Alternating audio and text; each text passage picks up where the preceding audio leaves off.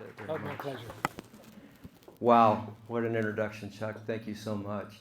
This is an amazing honor to see all of you, and the turnout is spectacular. So I'm blessed, and this will definitely be one of the highlights of my career presenting to you this evening. So I've been at this for a while, 36 years, and I know a little bit about art. So I can't go any further without introducing the finest work of art I've ever known, and that's my wife. Please stand up. Monica. Yeah. This young lady asked me to dance. This young lady asked me to dance at Mr. Lucky's in West Phoenix 45 years ago. And we've been dancing ever since. Yeah, I'm blessed. So, anyway, like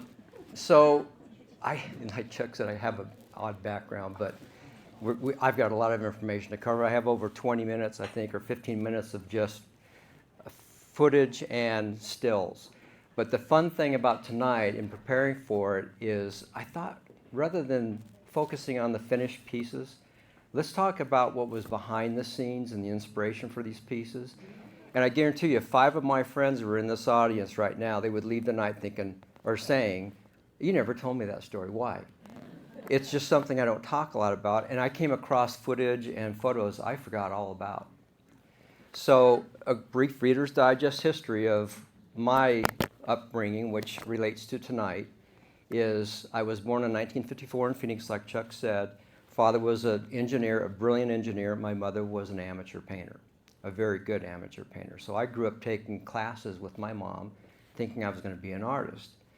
So, long story, after 9 years of moving out of the house and doing drywall, where the big money was in Phoenix, I ended up in the bizarre world of taxidermy.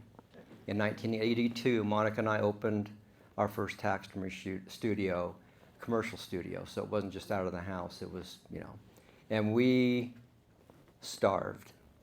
And we worked hard, and we worked ungodly hours, but we met people like the Whitmans, people that go back so many years from my profession as a taxidermist when we did really good work. But I can't tell you how many times the accountant pulled us into his office, and I still get a sick feeling in my stomach, and he'd slide the profit and loss statements across the table, highlights all over it, and say, "You're not making it. You've got to find something else to do." So, excuse me, I thought, well, I got to do something with my hands. I got to do something that, I have learned from taxidermy, so I guess that would be sculpting. So Monica and I signed up for a class at Phoenix College in sculpting. And the minute I walked through that door, it was like this hammer hit me over the head. It's like, this is what I'm going to do for the rest of my life. I don't care what it takes. I will do it. So by day, I was a taxidermist, and by night, I was a sculptor. So Monica and I are trying to hobnob and get around, the people that collect art and so forth, and we would go to functions outside the taxidermy world. And people would be talking to me, and I just knew the question was coming. What do you do for a living? Taxidermy. Oh, how nice. That's like, oh, okay, we'll see you later.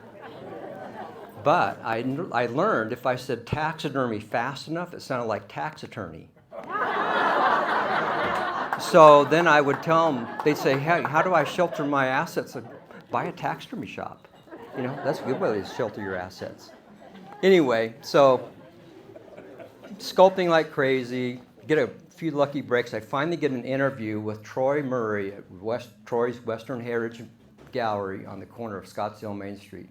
It was like, the only thing I could say would be like an athlete making the Olympics. If I could get in that gallery from taxidermy to that gallery, would have been a milestone. So I finally got an interview with Troy, and he says, "Bring me your favorite piece." It was a little mule deer study. I took it and put it on his desk, and he kept looking at it and turning it as I'm talking to him and turning it, and I'm thinking, God, I'm sweating bullets here. He goes, "That's nice, but what's it doing?" And I go, "I don't know. What is it doing?" "It's just standing there. It's not telling his story." And I thought, man, that is awesome. I got advice from Troy Murray. He says, "Here's the deal." He said, "Wildlife isn't selling.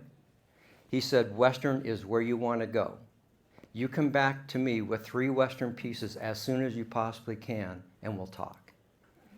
And so I left there thinking, I'm a taxidermist. I know animals. I've ridden horses, but now I need to sculpt Western. So I was like Edward Scissorhands for 3 months. I sculpted like crazy.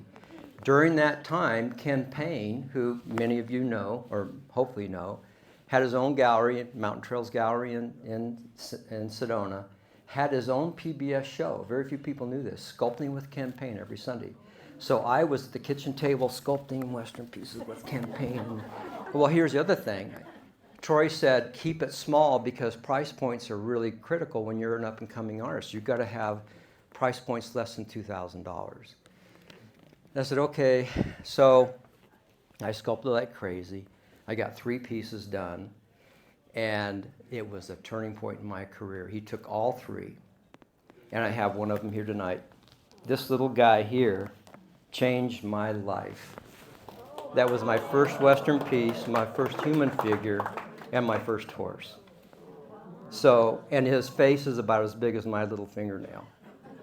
It's called the Cowboy Up. So that little guy right there got me going. So I get in the gallery, and I'm just elated. I go in one day, and guess who's looking at my work? Ken Payne.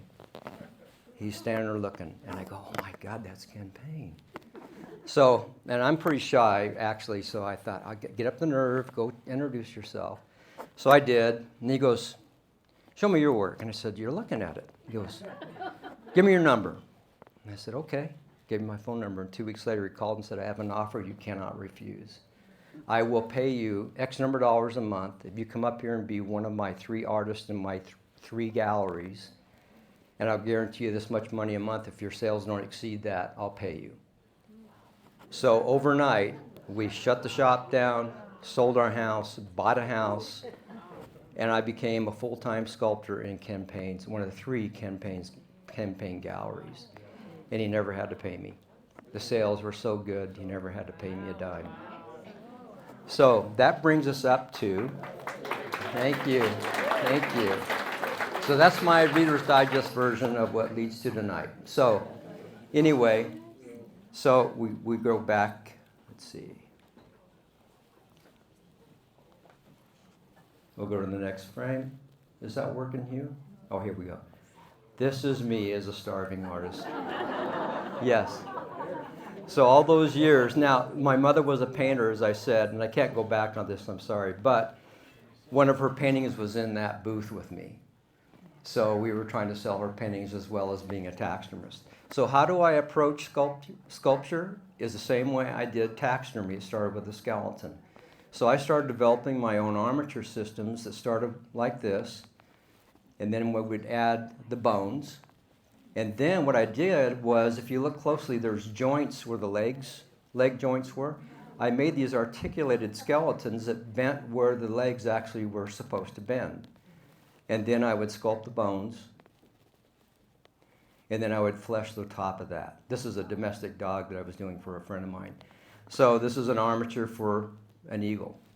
Now, the next thing that was happening in my career is I was not happy with everything I was doing. It was like for every 3 or 4 pieces I would sculpt, I'd be happy with one of them. The thing that was really bad about it is I couldn't tell why one was better than the other or what happened that made it that way. It was my reference. I was using dead reference for my work, right? So that meant I needed to start using live reference. And it was the turning point in my career working with these animals. So you can imagine, you can't get that from a photo, right? So I'm working on this life-size deer, and what you don't know in here is they're eating it.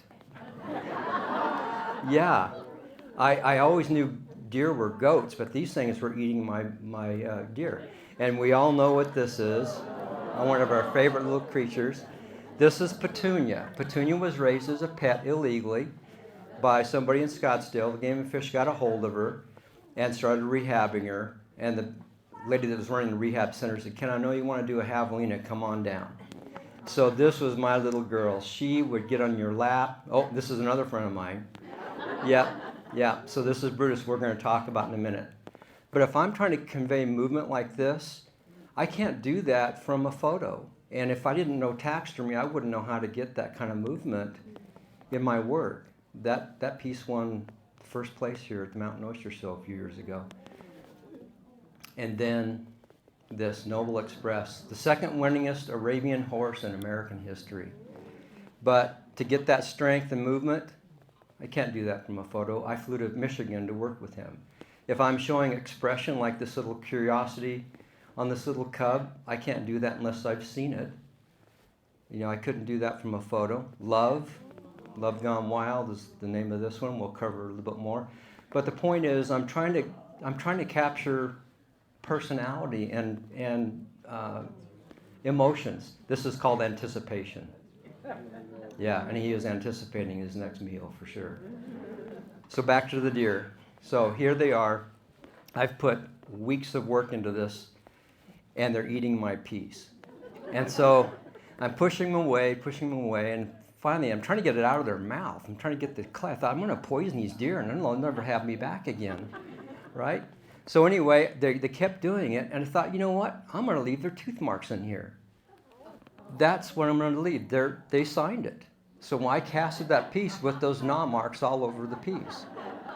Now, you know, there's going to be a common theme here tonight. You're going to see deer or anything else like my nose. I don't know what it is about it, but you'll see other images proving that animals like my nose. So this was the finished product.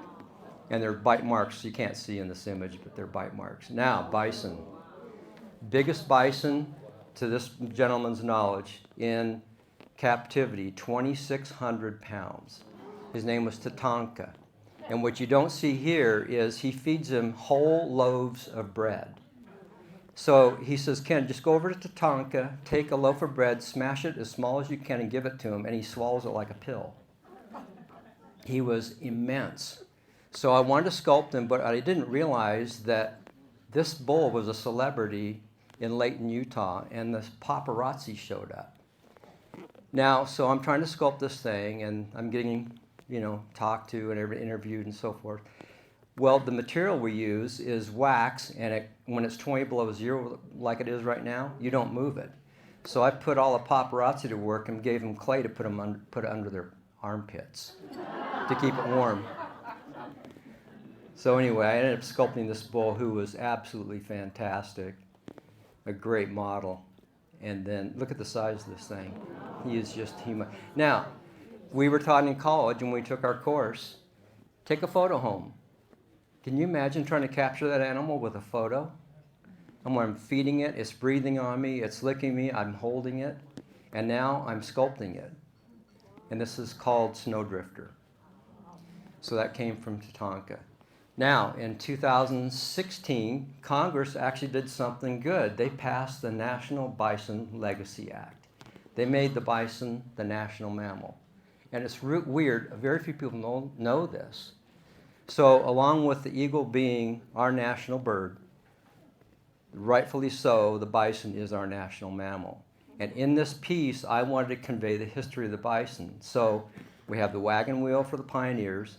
Below, I did a bas relief that's only 2 inches wide and about 12 inches long, conveying bison in, before white people got here and destroyed them.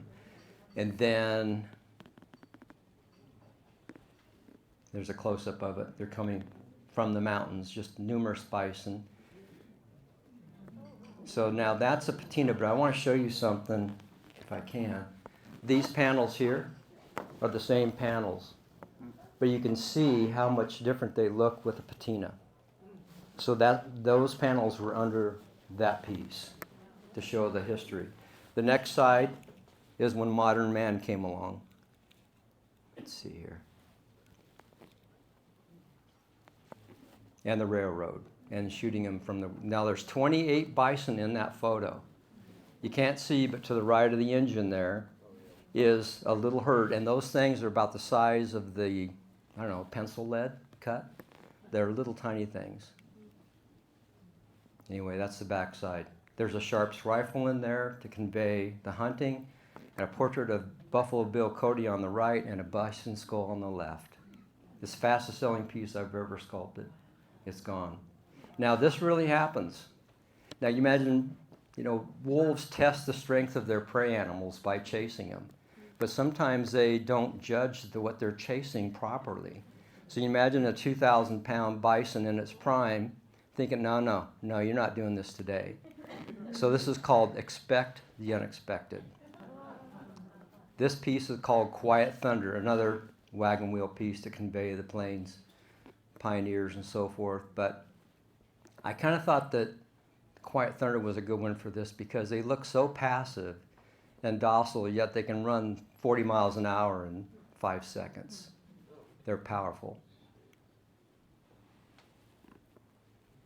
Elk. Have you ever been chased by an elk? I have. Yes. So elk are magnificent. Monica and I and her mom were in Yellowstone, and I was being very respectful. I was in a paved parking lot with a camera with about 50 people, and I'm taking photos of this bull. And it was one of those things like, you notice how small things look through the lens of a camera, you don't realize they're that close?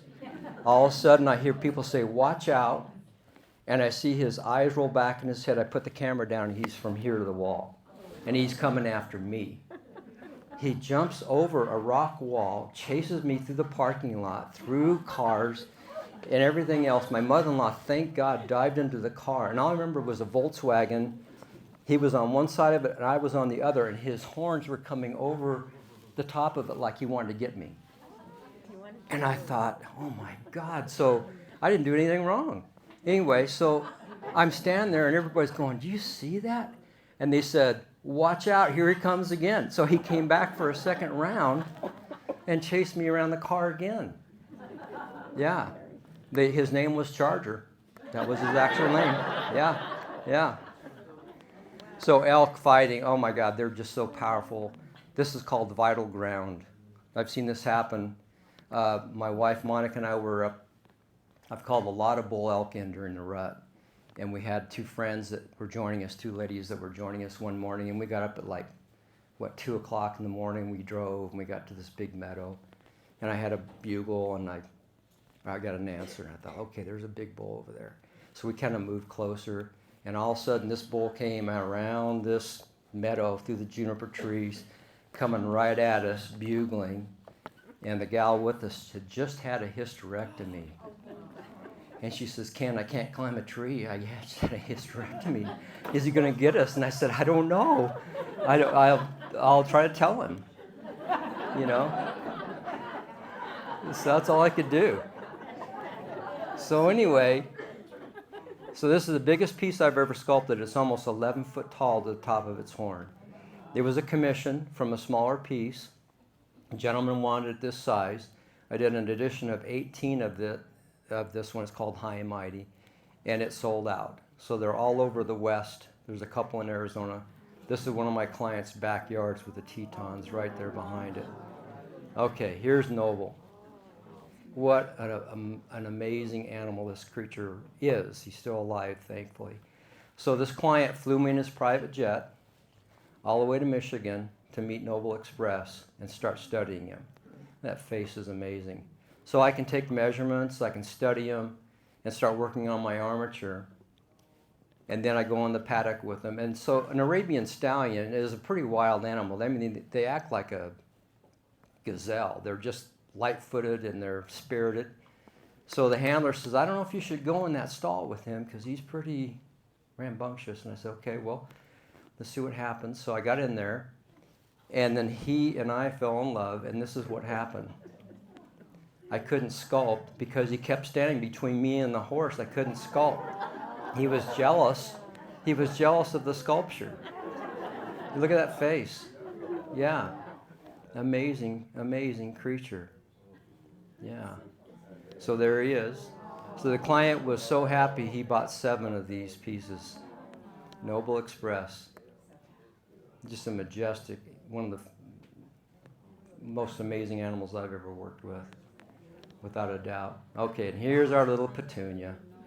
So Petunia, I got to name her because I'd worked with her so much.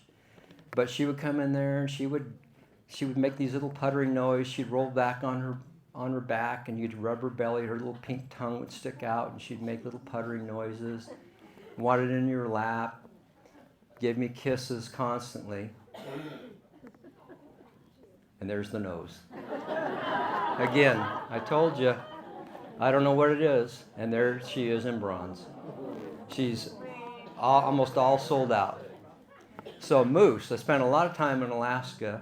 A friend of mine was a bush pilot up there, so I went up there a lot with him. These bulls are in captivity. Ever been charged by a moose? I have. No, I have not. I'm sorry. But anyway, I've been really close to them a lot, and I've seen a lot of them in the wild. And they're just what they say. They're a horse put together by committee. They're a bizarre-looking creature. So anyway, I sculpted this piece in Alaska. It's called Bull Market. So this is a good example of how a piece is so transformed from clay to bronze. They just change completely. Yeah, the stock market must have been doing good then. Bull market. Yeah, it was fun. Now meet my friend Feathers. A friend of mine is a wildlife rehabber that specializes in quail. This little quail she got as a chick, as she does, countless every spring. And so she actually gets a group of them together, rehabs them to get a certain age, probably a couple months. She takes them all as one little covey in the middle of nowhere, and she releases them. And then she drives away. Well, this little guy wouldn't let her drive away. It kept chasing the car. So she'd catch him, she'd take him home, she'd rehab another group and release him. Feathers would be in her rearview mirror chasing her as she drove away.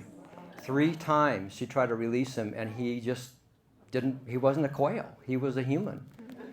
So anyway, she got him, and now if you're a licensed wildlife rehabber and you have an animal in possession that actually could be released, it has to be used for education. So coming to the gallery is education, right? And also, the U.S. Fish and Wildlife requires that they log a certain number of hours every year in education or they're euthanized. Yeah, believe it or not.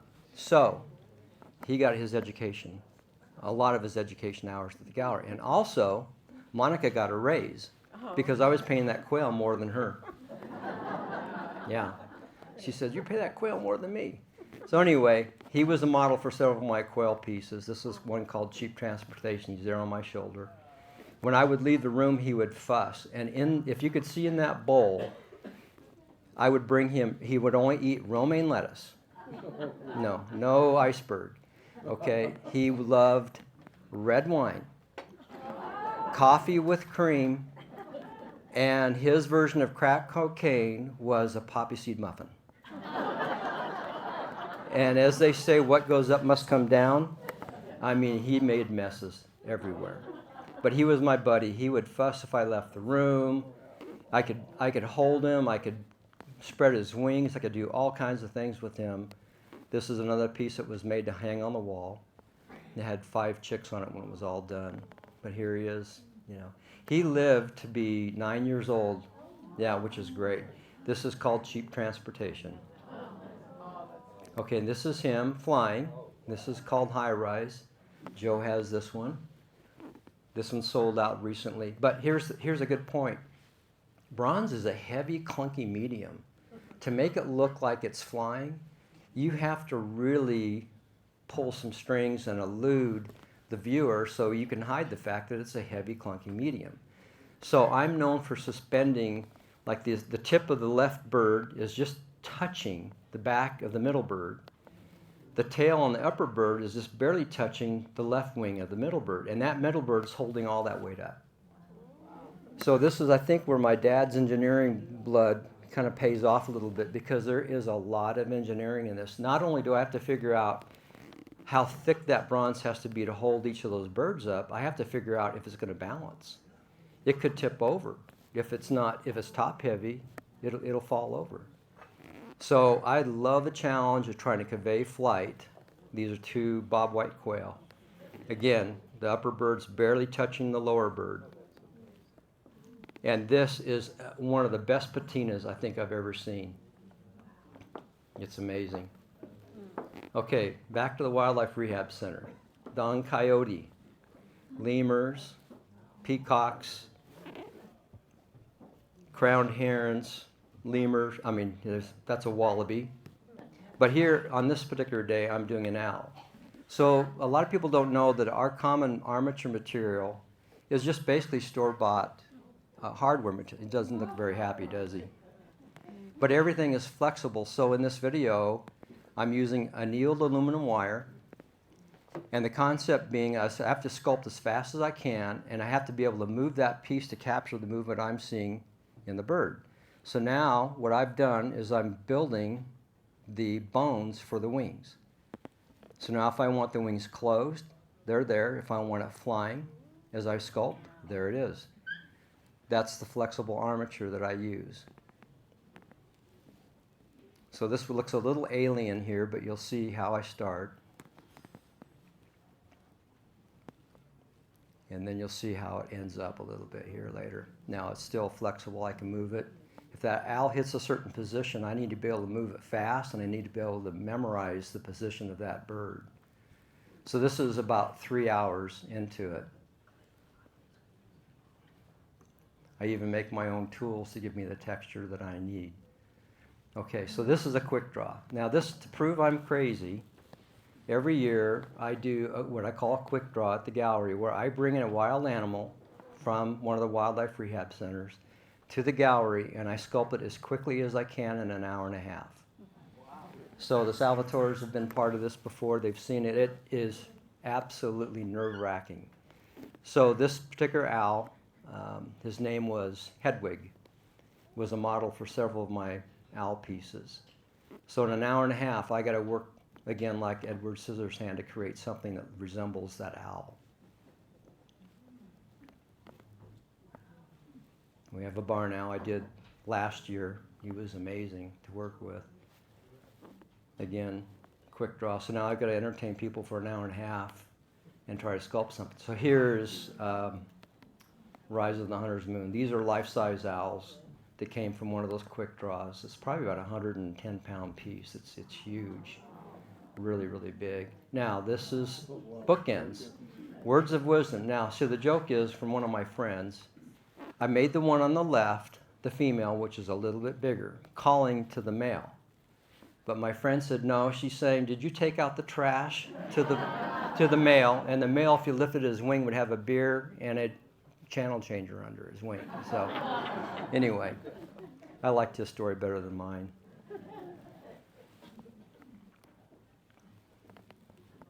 And this piece is here tonight. It's called Twilight. It's probably about a 1/3 life-size great horned owl.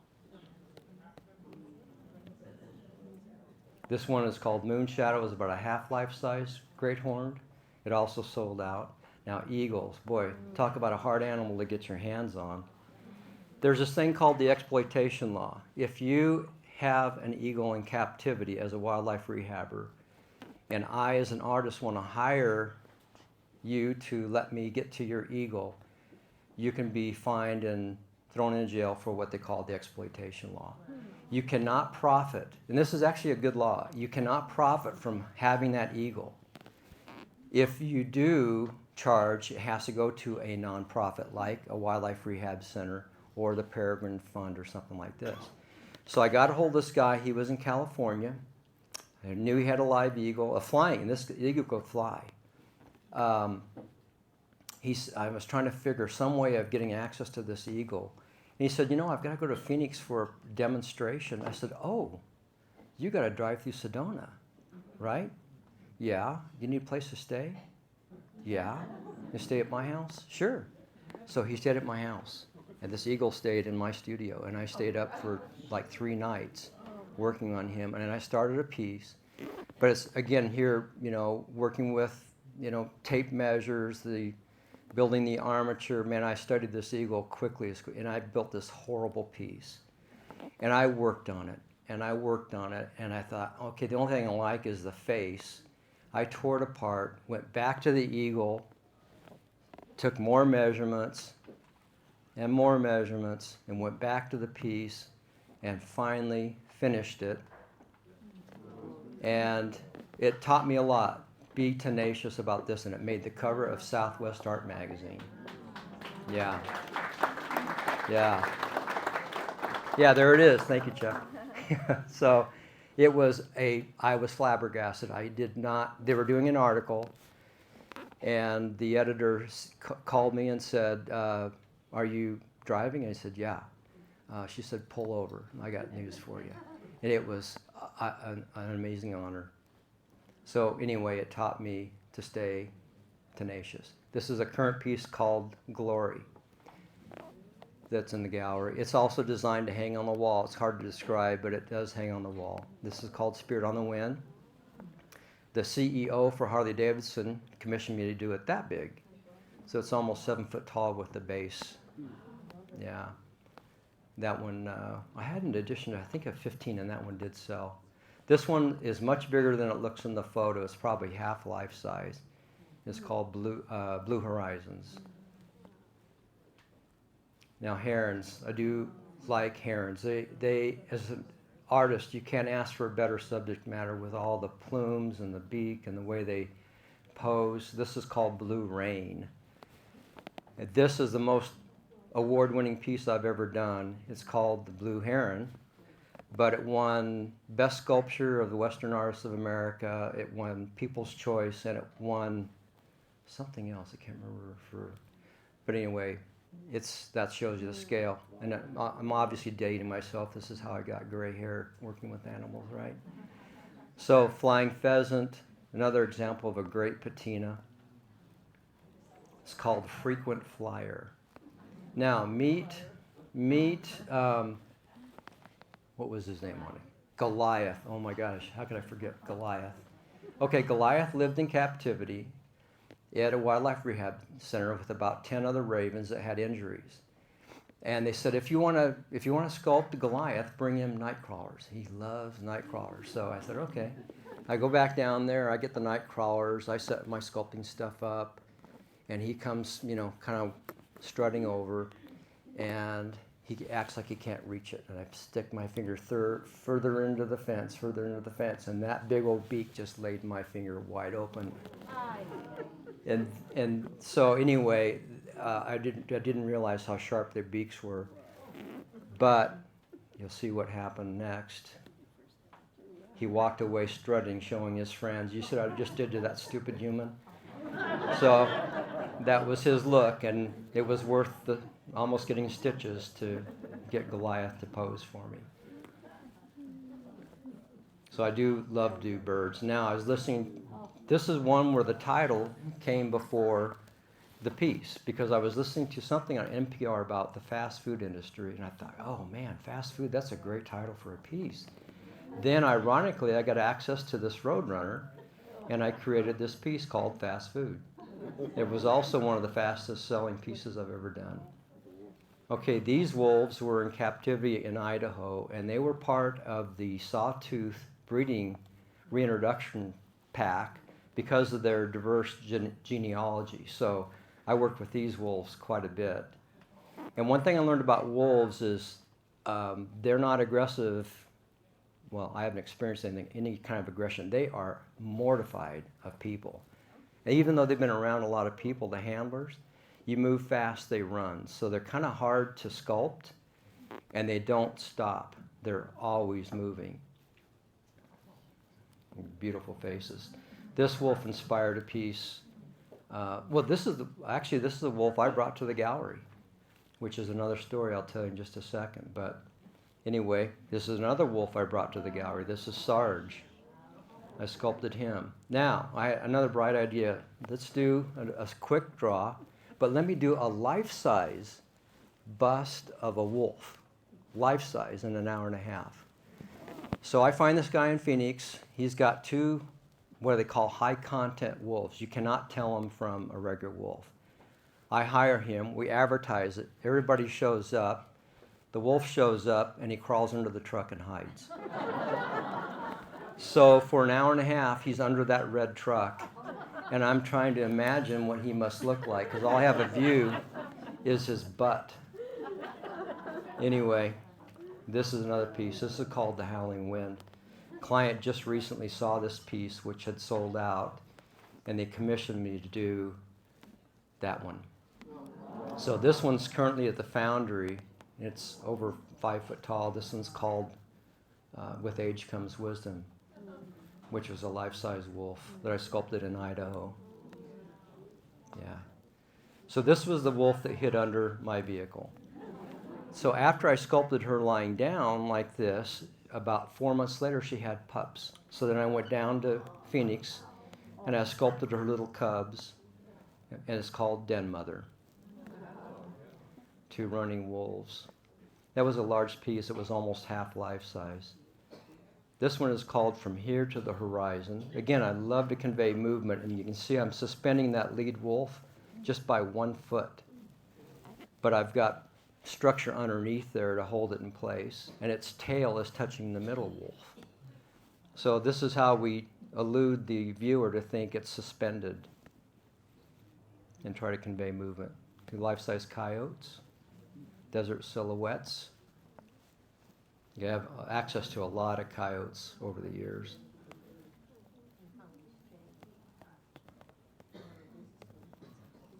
Okay, this is what I love to do. Go to the zoo, take my sculpting materials and my stand, and not know what I'm going to do. I just walk the zoo until I find something that attracts or appeals to me. And a lot of times I do this just as exercise, because I have no intention of casting some of these pieces.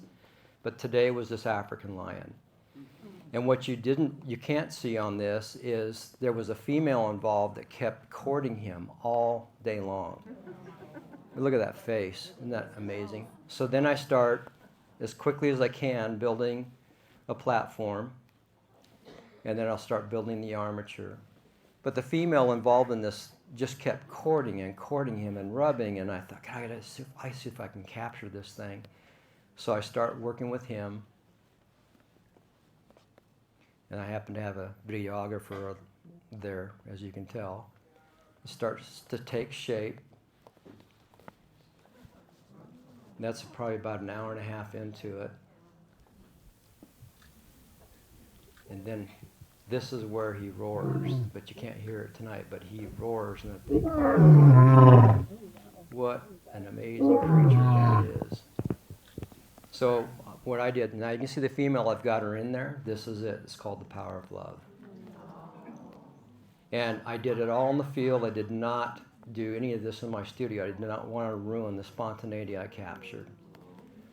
So this is Shay. Shay is an amazing creature that loves me. I love cats. And since animals kind of associate you by scent more than sight, she's smelling to see if it's me, the one that fed her so well last time she visited. But in this particular case, she kind of swatted at me a little bit. So I'm giving her the look, and she's going like, oh, I won't do that again. I promise. And then she jumps in my lap and then starts purring, and she was just really great to work with. So this one is called Cantankerous. And this, Cookie, you know this one? This is called Den Mother. She's got 3 cubs tucked in between her front legs there. That's Mother Nurture. Pardon me? Isn't it Mother Nurture? Mother Nurture, I'm sorry. Yeah, Mother Nurture. Let's see, move along here. Okay, meet Molly the snow leopard. I'm at the Alaska Zoo sculpting Binky, the snow leopard. Binky, the polar bear. And then the gentleman came along that was in charge of the snow leopards and said, man, you got to come over and sculpt my little Molly. Meet me at the zoo tomorrow morning at 8 o'clock, and we'll go behind the scenes. I got to pet her and handle her, and she was amazing. Really, really passive. But the one issue, she was having some issues with her kidneys, and you see the swelling on her lower eyelid there. So as I was sculpting her, the handler was saying, okay, take a little off here, take a little off there, put this there, put this here. So it shipped it home, and it made it, and finally casted her in bronze, and I sent that to him. Now, Simba. Simba was one of the most amazing creatures I have ever worked with. He's 140 pounds of lean, mean mountain lion. that was raised as a pet by a guy in Montana. When I heard about him, I had to get access to him and start using him as a reference. Look at the shoulders on this thing.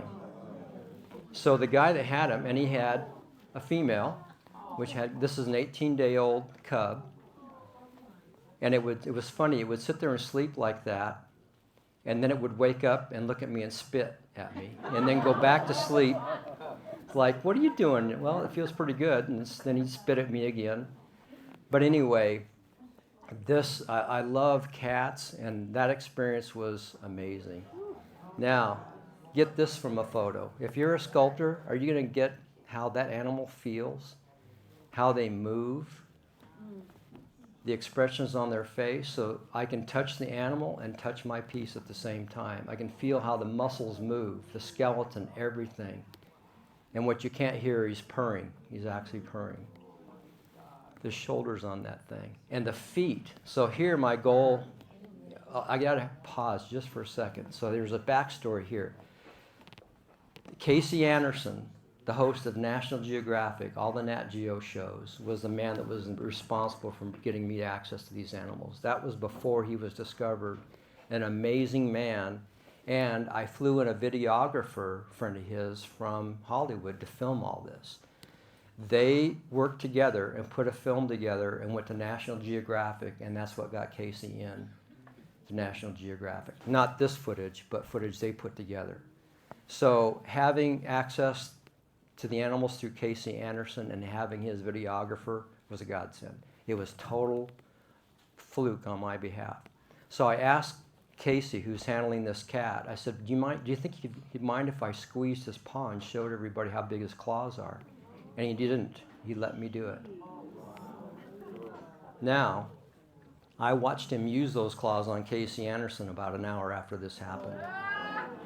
Yeah. So I'll stop here. The camera guy said, I would love to have Simba stalking me as if I'm a prey animal. So Casey said, well, I play this game with him where I'll hide behind a bush and shake it, and he pounces on me.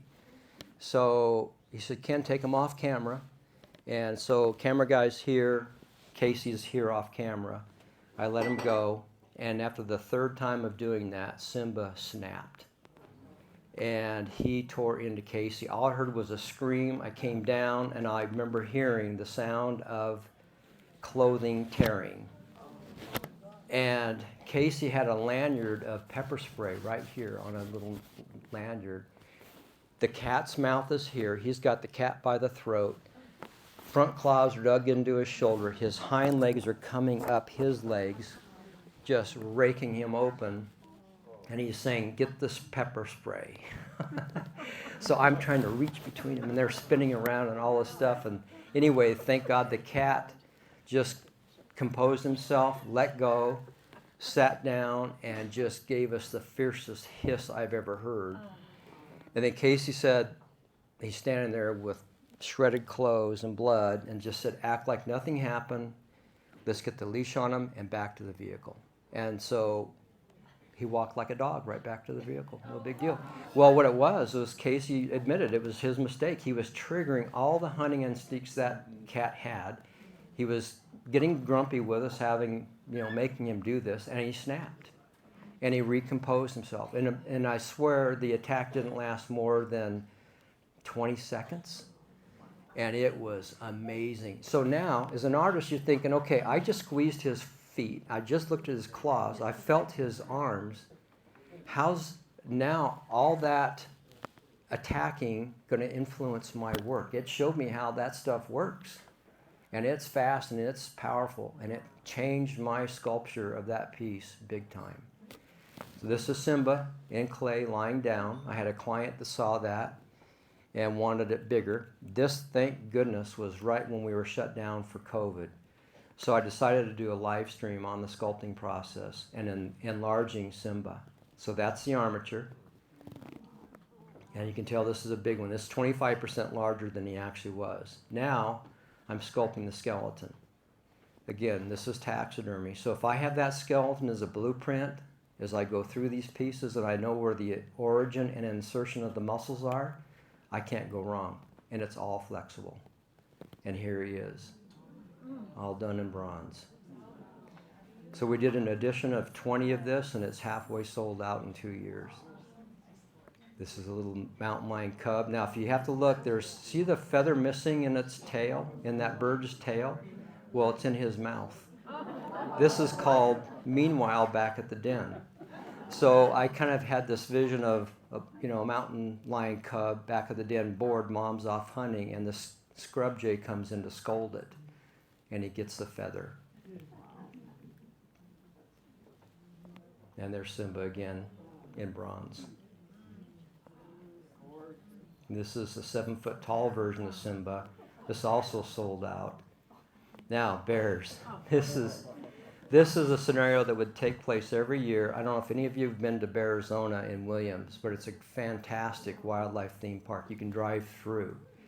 Well, they would take the cubs that were born in the winter and every spring put them in this one enclosure, and they would play on these little saplings until the top bear would fall off and the other 3 would go flying. And then they get back up and do it again, and the one on the bottom's trying to get back up there. It would just happen all day long. So this is the piece that came of it. It was called Cub Scouts. Okay, meet Corky. Corky is an 800-pound grizzly bear. He's still alive, thank goodness. This is the first adult grizzly I got access to. This is in January in Rexburg, Idaho. Again, Casey Anderson, my friend, was the handler of this bear. And it was born in captivity, so it was very passive.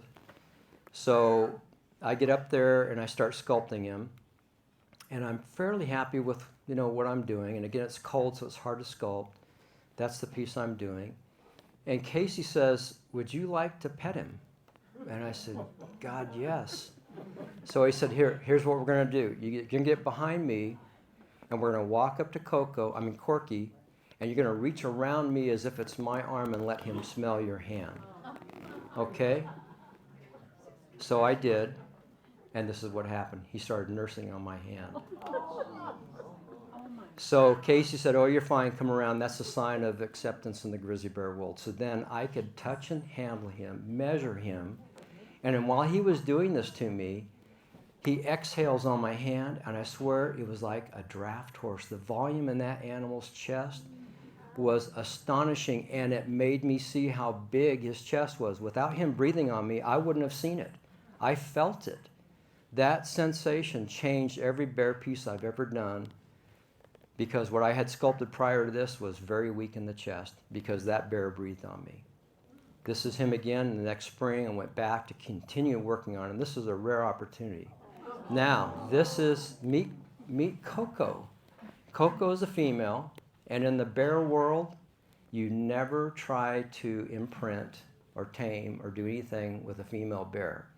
They're smart, they're witty, and since they're moms, they're very protective and possessive. They will beat you up. So what you can't see is there is an electric fence between her and I. And she goes through this whole repertoire of tricks to lure me across the fence. Aren't I cute? Aren't I cuddly? Wouldn't you like to pet me? See, I'm just a big teddy bear, and this is the last trick up her sleeve. Smart, smart, smart. Now, her handler of many years, Casey's assistant, a female, fell for that one day.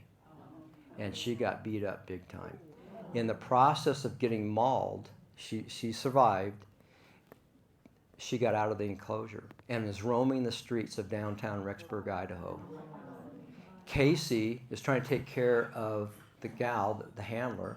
He gets the paramedics there, and then he goes on the hunt for her because he knows the sheriff's going to come and they're going to kill her. When they should, right? He somehow lures her all the way back to the facility and gets her back in her enclosure. Yeah. So I told Casey, I said, "Why would she try to kill?" And he said, "Oh, no. No, we just bleed. You're a plaything. You're a toy. You're entertainment for them, but you just happen to bleed a lot. So it's like, that's just the way it is." So now they had cubs. Meet Brutus. So this is my little buddy, 28 pounds, 3 months old. Now as an artist, again, here I'm touching, handling, feeding, smelling, everything, and I'm sculpting this bear at the same time. So I had the honor of working with this bear for 19 years, and I would go up and sculpt him about every 3 or 4 months. I'd drive 15 hours one way to where he lived in case he had him, and I would sculpt him at various ages, like at 3 months, 6 months, 8 months, 12 months, because I wanted to document and have reference from all these sizes of bears. So it was a once-in-a-lifetime opportunity for me, and he knew who I was. When I would come, this is the greeting I would get. He would give me kisses, and this is him again. Now, he's about 700 pounds, and this bear loves me. He just like, oh, that's Ken, that's Ken, that's Ken. He's about 450 pounds here. Now, again, I'm feeling his muscles. I'm walking with him. If I want to sculpt a bear, I mean, there it is. He's about 550 pounds in that scene where I was walking him. Oh, yeah, a lot of respect. Let me tell you, here's him. He's 100 pounds and bottle feeding him, obviously, here. Now, so he's probably about 700 pounds in this video. So Casey said, okay, anytime you want to sculpt the bear, just let me know what you want Brutus doing, and I'll train him to hit those poses for you. Okay, well, I want him standing. So he would train him to stand, sit, swat at salmon, do whatever I wanted. He would train Brutus before I got there. So he was showing me one day that Brutus was being a little cantankerous and he wasn't doing his tricks.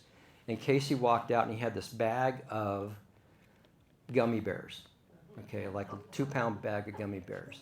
And he's telling Brutus, come on, Brutus, do your swatting, do this, do that, whatever. And Brutus is just sitting there looking at him until he pulled out the cinnamon-flavored gummy bear.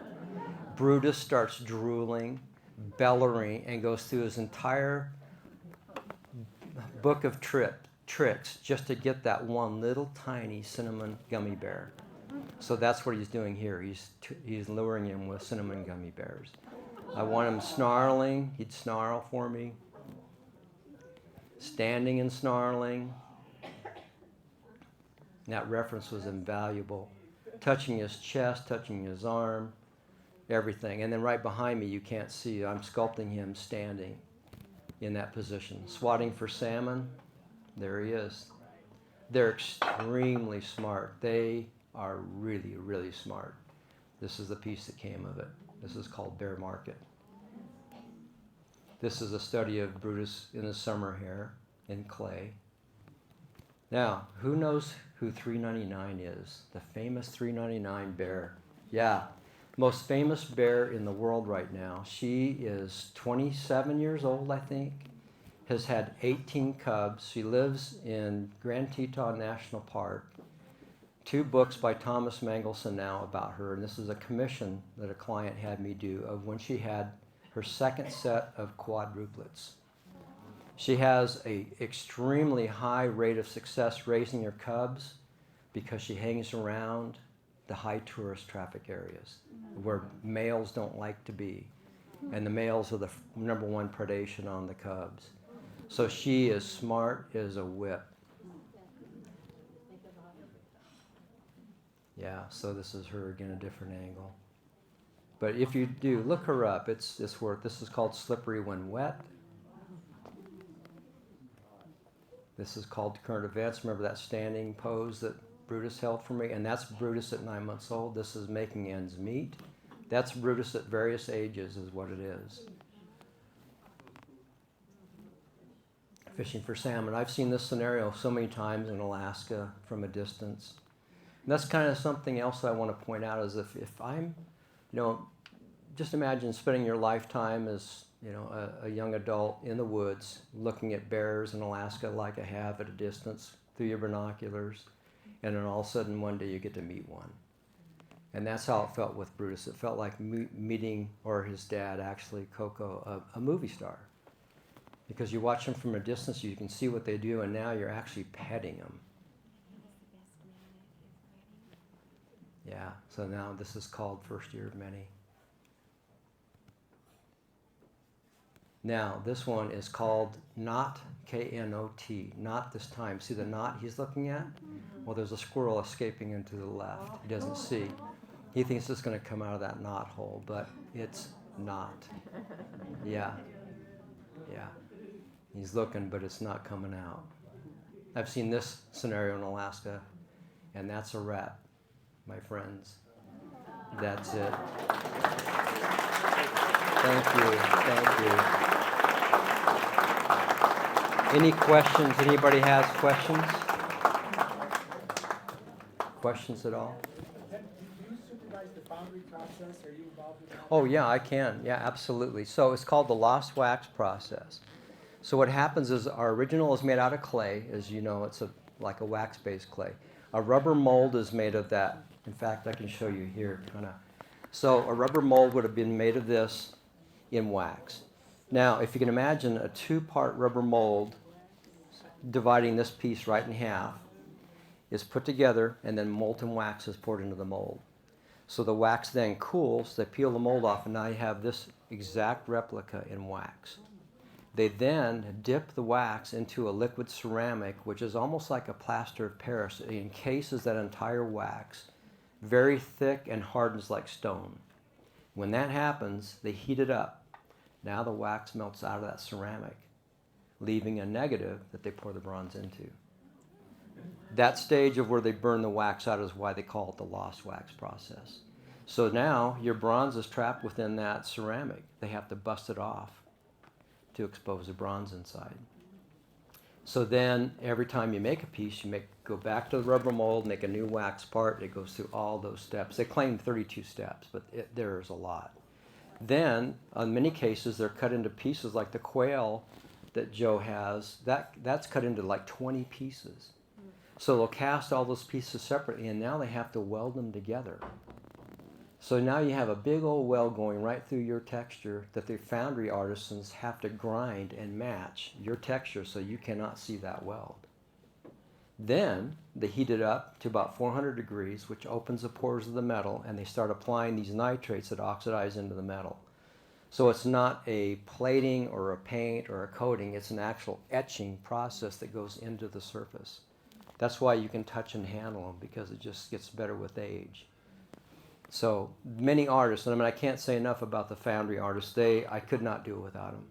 They do work I can't do. You hand them your baby and say, I'll be back in 3 months, please take care of it. And then, I'm there every week checking them as they come through, but they do stuff that just boggles my mind. I'll think there's no way they'll get back together again, and they do, and they're perfect. And they're in Prescott, which is close. Yeah. It's funny, I can imagine it on a piece this size, but on those big Yeah. things, that's just a little hard to imagine. Yeah, figure like the life-size wolves or that elk panels, the biggest panel they can do is about a 30-inch panel. So just figure that elk cut into 30-inch cubes, squares, and welded together where you cannot tell. The mountain lion was 22 pieces. The lying down mountain lion was 22 pieces. Yeah. Yes, you. Ken, what are some of your aspirational pieces that we should be looking for in the next 5 years? Oh, good question. I just can't get away from doing the same species over and over again. It's just a matter of finding the right story. So you're probably going to see me do a lot more birds, because for an artist, birds are just great for movement. And maybe if I get a chance to go to Africa, you'll see some African pieces. But we'll see on that case. But still having access to all these animals, it's just, yeah, I see my shoes untied, yeah. Wouldn't that be a nice end of the show? Yes. Yeah, okay. But Hugh, yeah, good question, because it just depends what I get access to. That really influences me a lot. It could be almost anything. One more question. Yes. Do you have a special foundry that you use? Yes. They're in Prescott, 60 miles from me. Prescott is an interesting town, historically speaking, with foundries, because all the cowboy artists that lived there that started sculpting didn't have foundries. So they opened their own. George Phippen, perfect example. That's how he started casting. And then those foundries changed hands to private individuals, thankfully. But this goes back 50 years. Those foundries have been there, and just various owners and so forth. But they're phenomenal. I mean, when I travel, I just did a show in Bozeman, Montana, and several artists showed up. And then when they heard the foundry I used was Peterson's Creations, they go, "Oh my God, can you get us in there?" And no, he doesn't. He's not taking any more workers. He's so busy, he can't take any more artists. So yeah, we're lucky.